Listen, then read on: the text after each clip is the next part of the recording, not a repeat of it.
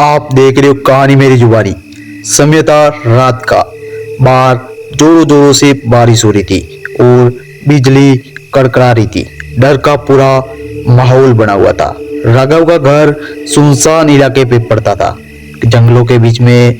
दिन के समय में तो लगभग कोई आ जाए हम कह नहीं सकते, लेकिन रात के समय में वहाँ कोई भी पंछी भी पैर नहीं मारता। नहीं नहीं प्लीज उसे छोड़ दो, उसे मत मारो। तभी अचानक से राघव की आंख खुलती है। घबरा कर बैठ गया। उसकी पत्नी मीनाक्षी की भी आंख खुल गई। क्या हुआ? आप इतने घबराए हुए क्यों हुए? कुछ नहीं, एक बुरा सपना था। तुम सो जाओ, मैं पानी पी कर आता हूँ। राघव पानी पीने नीचे चला गया। अभी पानी पी रहा था कि उसने किसी को बातें करते हुए सुना। राघव घबरा गया। भला इतनी रात को कौन बातें कर रहा है? आवाज के पीछे से राघव जाने लगा। आवाज एक कमरे से आ रही थी जो बहुत दिनों से बंद पड़ा था। राघव ने दरवाजा खोला तो वहां कोई भी नहीं था और आवाज भी बंद हो गई।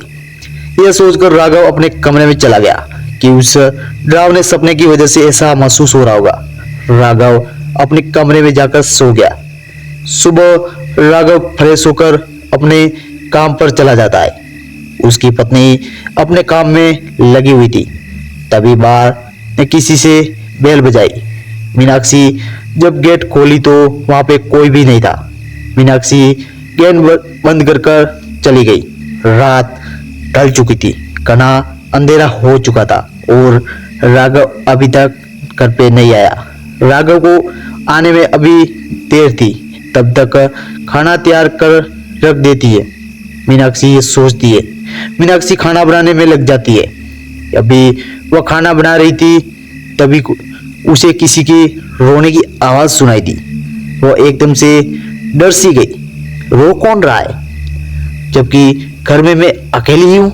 मीनाक्षी डरती हुई आवाज के पीछे जाने लगी। वह उसी कमरे के पास पहुंच जाती है और जहाँ राघव गया था। जब मीनाक्षी अंदर गई तो उसके होश उड़ जाते। अंदर एक जवान लड़की रो रही थी और उसके सामने एक लड़के की लाश पड़ी थी। तभी बाहर से राघव ने आवाज लगाई। मीनाक्षी भागे भागे राघव के पास पहुंची। राघव उसे घबराए हुए देखकर परेशान हो गया। मीनाक्षी ने सारी बात राघव को बताई। राघव और मीनाक्षी उस कमरे में पहुंचे जहाँ यह सब कुछ हुआ था, लेकिन वो वहां कुछ भी दिखाई नहीं दे रहा था। मीनाक्षी, तुम्हें कुछ गलत फहमी हुई होगी, या तो कुछ भी नहीं है। नहीं राघव, मैं सच बोल रही हूँ, मैंने यही उन्हें देखा था। मेरी बात पर यकीन करो। ठीक है, पहले हम अपने कमरे में चलते। अगली सुबह राघव और उसकी पत्नी पड़ोस वाले घर में गए। उन्होंने उस बंगले के बारे में पूछा। पहले तो उसने कुछ नहीं बोला, लेकिन फिर कुछ देर बाद उसने सारी बात बताई। बहुत पहले इस मकान में एक जमींदार रहा करते थे। उनकी एक बेटी थी जो कॉलेज में पढ़ती थी।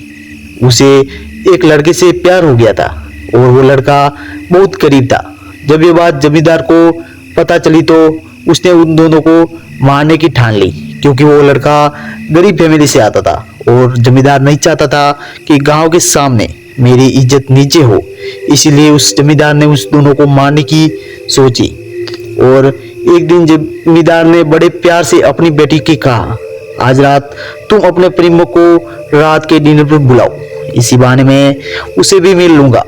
रात को दोनों डिनर पे आए। जमींदार ने अपनी योजना के तहत उन दोनों को मौत के घाट उतार दिया।